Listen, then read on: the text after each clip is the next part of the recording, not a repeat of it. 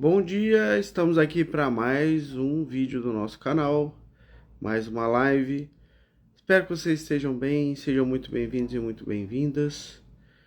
Hoje, quarta-feira, dia frio. Vamos aproveitar esse tempo para poder compartilhar um pouco de informação de qualidade. E vamos esperar algumas pessoas entrarem para a gente começar a fazer aí a nossa live e falar aí sobre algum tema que seja interessante para vocês. Espero que vocês estejam bem, animados para mais um dia. Chegamos aí já na metade da semana. Aqui em São Paulo tá uma friaca. Não sei se onde vocês moram também tá frio, mas tá difícil de sair da cama. Então vamos aproveitar bem esse tempo aqui. Bom dia, dona Selma. Como é que a senhora está? Bom dia, Thaís. Espero que vocês estejam bem. E aí, vamos falar sobre algum tema em específico hoje? Tem alguma dúvida, alguma questão, alguma pergunta? Eliana Laure. Bom dia, Dr. Cláudio. Qual o melhor magnésio? Tenho 71 anos. Essa é uma das perguntas mais comuns que a gente recebe sobre qual o melhor tipo de magnésio. Alguém sabe qual é o melhor tipo de magnésio? Alguém tem ideia? Thaís e Laura, aqui na Praia Grande tá muito frio. Praia Grande fica pertinho daqui também. Deve estar um gelo. Dona Fátima Pereira, bom dia. Dona Fátima, qual que é o melhor magnésio? A senhora tem ideia? Essa é uma das dúvidas mais comuns, porque as pessoas assistem vídeos falando sobre a importância do magnésio, que o magnésio participa de centenas de reações químicas no nosso corpo, todas as reações químicas envolvendo gasto de energia, molécula de ATP, depende de magnésio para acontecer. Então, é uma molécula fundamental e a maior parte das pessoas tem deficiência de magnésio. A gente sempre acaba falando sobre magnésio porque é o mineral que, quando você começa a suplementar, você começa a ter uma melhora expressiva de muitos sintomas. Então, às vezes você nem sabe que está com deficiência de magnésio. Depois você começa a repor magnésio, você vê que a sua vida melhora bastante. E aí sempre vem essa questão, qual o melhor tipo de magnésio, qual o magnésio que é indicado para mim. E na verdade, o mais importante que eu sempre digo para as pessoas é, antes de pensar em qual tipo de magnésio você está tomando especificamente, é importante você ver o quanto de magnésio elementar tem naquele suplemento de magnésio que você vai comprar.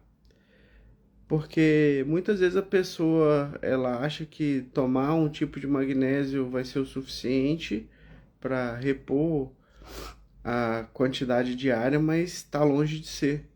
Por exemplo, eu vejo muita gente comprando magnésio treonato, que é um magnésio mais caro, que é um magnésio que é bem interessante porque tem o efeito de aumentar a concentração de magnésio no cérebro, porém a pessoa não sabe que esse magnésio tem uma baixa absorção.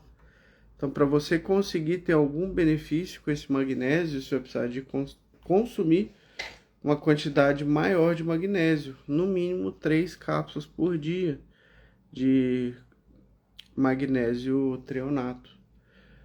Já tem outros tipos de magnésio que tem uma capacidade de absorção melhor, como por exemplo o magnésio malato, o magnésio bisglicinato. Para você ter uma ideia, se você quiser bater a meta diária de magnésio que o seu corpo precisa com magnésio de malato ou magnésio bisglicinato, você precisaria de mais ou menos 3 cápsulas de 500 miligramas por dia desses tipos de magnésio. Se você fosse escolher, por exemplo, o treonato ou escolher o magnésio, o cloreto de magnésio PA, que é muito comum e muito utilizado, você precisaria de consumir o triplo disso para conseguir bater essa meta diária. Então é uma diferença muito grande. Por isso que tem sido vendido muitos blends de magnésio, que são aquelas misturas com mais de um tipo de magnésio, e a pessoa acaba utilizando aquilo para poder ter algum benefício adicional de algum tipo específico de magnésio e também conseguir bater essa necessidade diária. Cada tipo de molécula que está ligada ao magnésio pode dar um benefício adicional. Mas lembrando que o mais importante de tudo é primeiro suprir a necessidade diária do organismo. E para saber isso, você tem que saber que dependendo do tipo de magnésio, vai ter a quantidade que a gente chama de magnésio elementar diferente. Então, a absorção de malato, do bisglicinato é de 30%. Então, cada 500 miligramas vai ser mais ou menos 150 miligramas de magnésio elementar. No treonato, você já vai ter uma cápsula de 500 miligramas, vai ter por volta de 40 miligramas ali de magnésio elementar. Então, uma diferença grande. No cloreto de magnésio PA, é bem parecido com o magnésio treonato, então a quantidade de magnésio elementar é mais baixa. O óxido de magnésio é terrível, a absorção dele é muito ruim, tanto é que ele é utilizado como um laxativo. Então, pessoas que têm problema intestinal podem se beneficiar do uso do magnésio como laxativo nesse tipo de situação. O hidróxido de magnésio, que é o leite de magnésio, é utilizado também, além de laxativo, como um antiácido. Então, tem várias aplicabilidades do ponto de vista prática para o uso do magnésio. O magnésio é fundamental para o sistema nervoso, fundamental para a contração muscular. Ele é um antagonista do cálcio na parede dos vasos sanguíneos. O magnésio ele tem que estar num equilíbrio para que o seu organismo continue funcionando bem. Certo? Bom dia, dona Mariela. Florence, bom dia. Qual o melhor horário para tomar o magnésio? Então, Florence, o magnésio, como ele pode causar diarreia se ele tiver em grande quantidade no intestino, o ideal é que você procure tomar ele longe das refeições se você tem uma tendência a ter diarreia. Se você não tem problema com o uso do magnésio, se você não tem essa tendência à diarreia, você pode tomar próximo da refeição, tá? O magnésio quelado, por exemplo, que é o bisglicinato, ele acaba utilizando o transporte de aminoácidos para entrar dentro do organismo. Então, em tese, ele tem um problema menor de ser consumido próximo à refeição. Mas outros tipos de magnésio que tem uma absorção muito baixa, como eu falei, como o cloreto, como o óxido de magnésio, esses tipos de magnésio têm que ser consumidos longe da refeição. E o ideal é que você consiga fracionar a dose do magnésio para evitar esse tipo de efeito colateral de causar diarreia. Porque o magnésio ele é osmótico, e eu sempre falo sobre isso com os meus pacientes, e ele acaba tendo uma afinidade muito grande pela água. Então, como ele tem essa afinidade pela água, acaba levando mais água para o intestino, vai fazendo com que as fezes fiquem ou pastosas ou muitas vezes líquidas, dependendo da quantidade de magnésio. Thaís e Laura, vi um post ontem dizendo que cúrcuma faz mal para quem tem problema de tireoide, é verdade? Então, desconheço essa informação, Thaís. A cúrcuma, ela não é uma substância que vai fazer mal para tireoide. Inclusive, a cúrcuma, ela tem um efeito anti-inflamatório que é muito interessante. Muitas pessoas, elas têm uma tireoide que funciona normal, mas tem uma conversão do hormônio da tireoide T4 em T3 de forma deficiente por conta de inflamação crônica. Então, a pessoa, principalmente com síndrome metabólica, pessoa com obesidade, pessoa que está com diabetes, pessoa que tem pressão alta, ácido úrico alto, essa pessoa ela vai ter uma tendência importante a ter uma dificuldade também de fazer a conversão do hormônio da tireoide, de ativar esse hormônio da tireoide. Então, nos tecidos, o T4 ele é transformado em T3, que é a forma ativa efetivamente do hormônio da tireoide. Só que para que isso aconteça, a enzima tem que estar funcionando bem, que é a deiodinase. Para que ela funcione bem, ela precisa estar no ambiente adequado. E o processo inflamatório crônico, que é causado nesse tipo de situação, é um fator que vai acabar levando aí a uma dificuldade de fazer essa conversão do T4 em T3. A tireoide, ela produz 80% do hormônio da tireoide na forma de T4, que é essa forma inativa, e 20% de T3 apenas. O restante tem que ser convertido nos tecidos. E aí, para isso acontecer, você tem que, como eu disse, ter as condições certas para isso. Então, tem vários nutrientes que vão influenciar nessa transformação, e a inflamação dos fatores que bloqueia parcialmente aí essa transformação do T4 em T3. E aí vai acabar sofrendo com os sintomas do hipotireoidismo. Selma, doutor, estou sem conseguir dormir com uma dor no osso da perna. São nas duas pernas, mas sinto mais na esquerda, que pode ser. Eu ouvi falando em calcificação, câncer, como saber? Na verdade, Selma, tem que investigar melhor o que está acontecendo aí na sua perna. Para isso, você tem que realmente passar numa consulta médica. Porque quando você olha para a dor, você tem que olhar para várias características da dor. E aí, a partir do momento que você sabe todas essas características da dor, você vai pensar em possíveis hipóteses. Então, você tem que pensar na localização da dor. Você tem que pensar se essa dor ela fica localizada ou se ela irradia para outro lugar. Você tem que pensar no caráter da dor, se é uma dor em aperto, se é peso, se é choque, se é pontada, se é agulhada. Dependendo dessa característica da dor, você vai pensar em dores diferentes. Por exemplo, uma dor em choque, uma dor em queimação, você vai pensar numa dor que é por conta de algum problema do nervo. Se é algum outro tipo de dor, você vai pensar em outras características. Se tem algum outro sintoma associado a essa dor que apareceu, se tem contratura da musculatura, se não tem, você vai pensar quais são os fatores que levam à melhora da dor, fatores que levam à piora da dor, fatores que, se essa dor, ela já teve essa dor parecida antes. Então, todas essas características, elas vão fazer parte ali de uma história que o médico vai tirar para poder entender qual que é a possível causa da dor. Quando a gente descobre a causa da dor, a gente consegue direcionar muito melhor o tratamento. Então, essa questão dessa dor que você está falando, ela pode ter várias coisas. A menor chance de todas é de ser um câncer. É bem comum você ter um tipo de câncer que vai aparecer no músculo ou no osso da perna. Pode ser, mas é a menor parte das vezes. Então precisa mesmo fazer investigação. Essa dor é próxima da articulação, é longe da articulação. Então tem que investigar. Tem inflamação associada, tem inchaço, tem vermelhidão. E aí por aí vai. Tem que procurar um médico para investigar isso. Na Florence, entendi, obrigado. Bom dia, dona Valéria.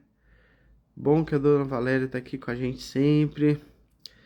Silvia Cris, bom dia, doutor. Alguma dica para tratar H. pylori sem antibiótico? H. pylori é uma bactéria que é bem complicada de você manter no seu organismo. Existe hoje em dia uma grande discussão se ela realmente causa prejuízo, se não causa prejuízo. Mas a gente sabe que tem algumas questões que estão associadas a essa infecção do H. pylori. Uma delas que é muito comum, gastrite atrófica.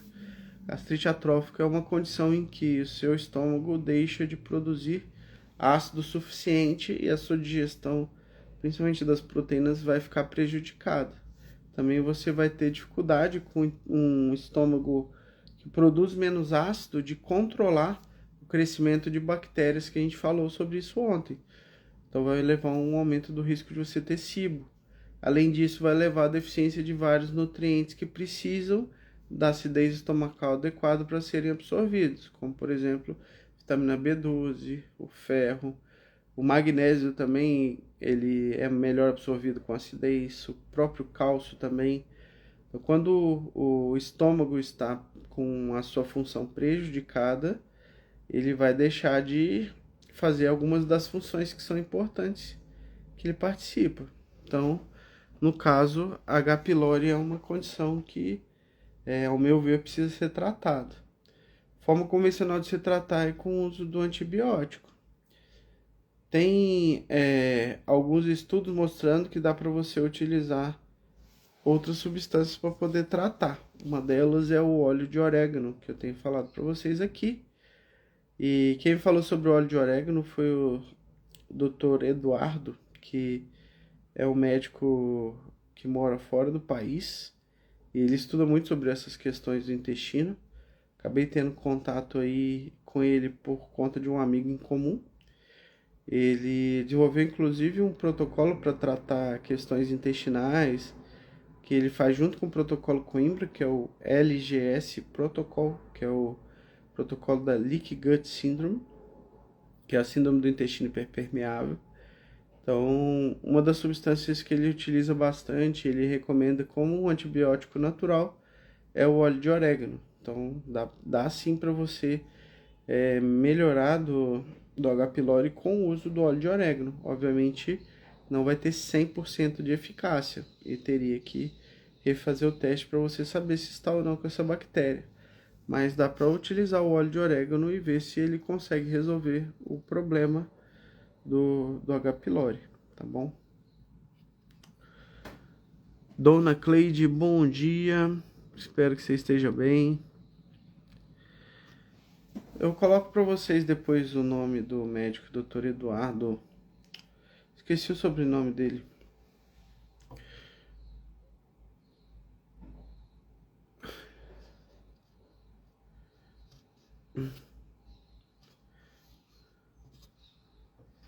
Quer ver?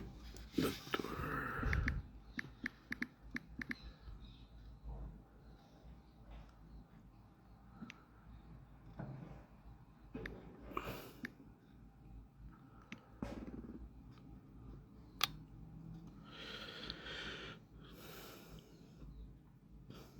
Silvia Cris, obrigado. Vou verificar sim. Eu tenho sim a bactéria. Fiz endoscopia recentemente, inclusive com uma pequena gastrite. Ela pode estar associada a essa gastrite mesmo. É uma questão que você precisa de avaliar. Tem alguns estudos falando que pode aumentar o risco de câncer de estômago também. Por isso que geralmente ela é tratada, tá? Dona Cleide, estou bem, obrigado. Estou terminando de fazer os exames que você pediu. Logo estarei aí. Estarei esperando você, Dona Cleide. Passa lá na clínica pra gente poder rever o seu caso. Selma, doutor, qual especialidade médica poderia me ajudar com a dor? Então, Selma, se a dor é na perna, o ideal é procurar um bom ortopedista para poder avaliar. Mas não aquele ortopedista que só faz uma avaliação superficial e que não resolve o problema, né? Tem que procurar um bom ortopedista para fazer uma boa investigação. E de preferência você passe de forma presencial, que ele pode examinar aí sua perna para poder ver se tem alguma condição aí mais preocupante, precisa de uma avaliação mais rápida, tá? Dona Cleide já tá feliz que a ressonância dela deu bem. Eu tenho atendido muito paciente que a ressonância tá dando bom ultimamente. E é muito bom ver, muitas vezes o paciente vem preocupado com o exame de ressonância que fez e aí fica apreensivo achando que a doença está em atividade. Ontem mesmo eu atendi um menino de 19 anos com esclerose. E aí esse rapaz ele estava apreensivo, né? Para saber se tinha lesão nova, se não tinha lesão nova. E aí a gente viu que não tinha lesão nova. Isso foi bom porque tira um peso das costas, né? De saber que o tratamento está dando certo. Então, é muito bom ver isso. Edivane, doutor, marcas brancas nas unhas das mãos, o que é? O povo fala que é marca de quem mente. Pode me dizer, por favor? Então, Edivane, pode ser muita coisa, mulher. Pode ser problema de tireoide, pode ser ter deficiência de vitaminas. Várias substâncias aí vão influenciar nessa questão das unhas. Então, tanto a falta de alguns nutrientes quanto o excesso deles podem causar manifestações nas unhas. E você tá preocupado com esse negócio de falar que é de quem mente, né? O povo já fica falando maldade de você. Esse povo é complicado. Dona Selma. Obrigado, doutor. Cleide, 6 anos de cuidando com o protocolo Coimbra e graças a Deus a doença está desligada. Muito bom ver isso, a doença desligada. Tem pacientes que inclusive começam a ver também a regressão das lesões, né? E isso aí também é bem interessante, que a gente não vê de forma usual no tratamento convencional. Então muitas pessoas ficam em dúvida se fazem ou não o protocolo Coimbra para tratar esclerose múltipla, por exemplo, tal. E aí a gente sempre mostra esses casos, então existe esse caminho. E ontem até atendi uma outra paciente que ela passou em consulta com a médica reumatologista dela e ela tem esclerose sistêmica há 5 anos, que é uma doença autoimune, que é também conhecido como esclerodermia, que leva a uma alteração da produção de colágeno do organismo, leva a um quadro de fibrose na pele, fibrose nos tecidos, e essa paciente tem esse diagnóstico já desde 2019. E ela vinha tratando e não estava sendo suficiente, só via a doença piorar ao longo do tempo. E ela começou a fazer o tratamento com a gente exatamente em setembro do ano passado. E olha que interessante, em 1 ano de tratamento, a fadiga que ela tinha, que era incapacitante, que ela não conseguia fazer nada no dia a dia, melhorou pelo menos 80%. A gente estava fazendo uma retrospectiva ontem. Ela teve uma melhora significativa, quase total, do refluxo que ela tinha. Então, no caso da esclerose sistêmica, existe um processo também de fibrose do esôfago. O esôfago, ele é um órgão que ele é responsável por conduzir o alimento da boca, da faringe até o estômago. E aí, esse esôfago, quando ele está fibrosado, ele perde a motilidade dele. E aí ele vai começar a causar sintomas. Um dos mais importantes no caso da esclerose sistêmica é o refluxo. E ela tinha, assim, um refluxo absurdo o tempo todo. Ela não conseguia comer direito por conta do refluxo. Estava perdendo peso, assim, a olhos vistos. E aí essa paciente, ela teve uma melhora total do refluxo dela, aí nesse período de 1 ano. E aí ela passou na última consulta com a médica dela, reumatologista, que começou a brigar com ela, porque ela estava fazendo, junto com o tratamento convencional que ela faz, o tratamento com a vitamina D. E ela já faz esse tratamento convencional há muito tempo, e esse tratamento não estava tendo efeito para ela. Ela tinha tomado mais de 1 ano de ciclosporina, que é um imunossupressor bem complicado, assim, que tem uma série de efeitos colaterais graves. E ela não teve qualquer melhora. Ela estava tendo aí todo esse tempo, 4 anos de tratamento, melhora 0. E aí começou a fazer o protocolo Coimbra e ela começou a ter uma boa evolução. E aí a médica fica exigindo dela que ela suspenda o tratamento. Então é uma questão bem complicada. Às vezes o paciente ele é intimidado pelo médico e tal, mas quando o paciente vê a sua qualidade de vida mudar, vê a sua vida voltar a ser praticamente normal, ele acaba mantendo o tratamento, porque ele sabe que o maior interessado na saúde dele é ele mesmo. Que muitas vezes alguns médicos eles acabam fazendo chantagem, fazendo uma série de ameaças para que o paciente suspenda o tratamento, Mas ele acaba mantendo porque faz total diferença na vida.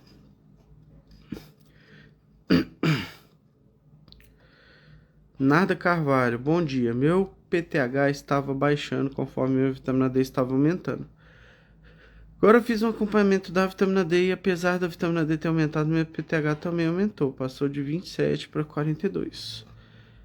Por que isso acontece? Então, dona Narda, você precisa entender que o paratormônio ele não responde somente à vitamina D. Ele também sofre influência de outros fatores, como o nível de cálcio do organismo e o fósforo também do organismo. Então, PTH e também o PTH precisa de magnésio para ser produzido. Então, se você tem um desequilíbrio em algum desses íons, principalmente o cálcio, que é o que ele mais responde, inclusive o PTH responde mais ao cálcio do que a vitamina D, então você vai ter uma mudança do valor do paratormônio. Então, o paratormônio ele é secretado em maior quantidade, ele é produzido em maior quantidade quando você tem um nível mais baixo de cálcio. O mecanismo primordial que o paratormônio responde é esse nível de cálcio. Então, se o cálcio estiver mais baixo no sangue, o que vai acontecer é que esse paratormônio vai acabar aumentando. Então, precisa avaliar como está o cálcio, precisa avaliar como está o fósforo, precisa avaliar aí como que está o nível de magnésio, porque esses fatores também vão influenciar no paratormônio.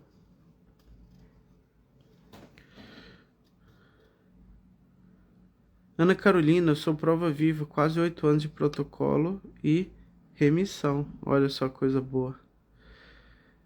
Bom saber que vocês estão bem.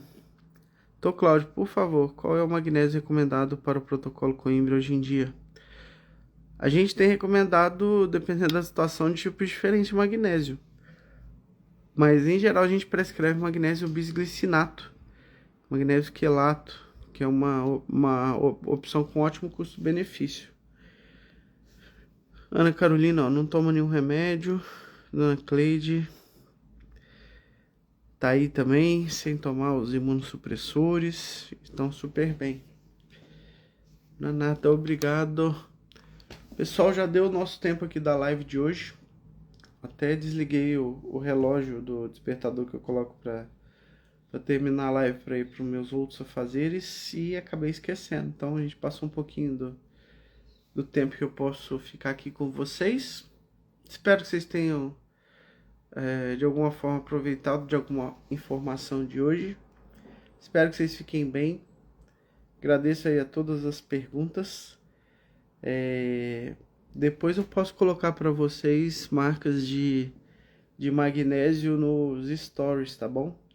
Eu gosto da Unilife, gosto da Ninho Verde, que são marcas que são mais em conta, não tem nenhum recipiente, que é nenhum conservante, nenhuma coisa adicionada à cápsula que seja ruim. Tem um ótimo custo-benefício, mas eu coloco para vocês lá nos stories, tá bom? Espero que vocês fiquem bem. Amanhã, às 7h30 da manhã, estaremos de volta aí para nossa live. Se precisar de alguma coisa, estamos aí. E a gente vai conversando, trocando ideia. Grande abraço a todos, fiquem com Deus e aí até amanhã.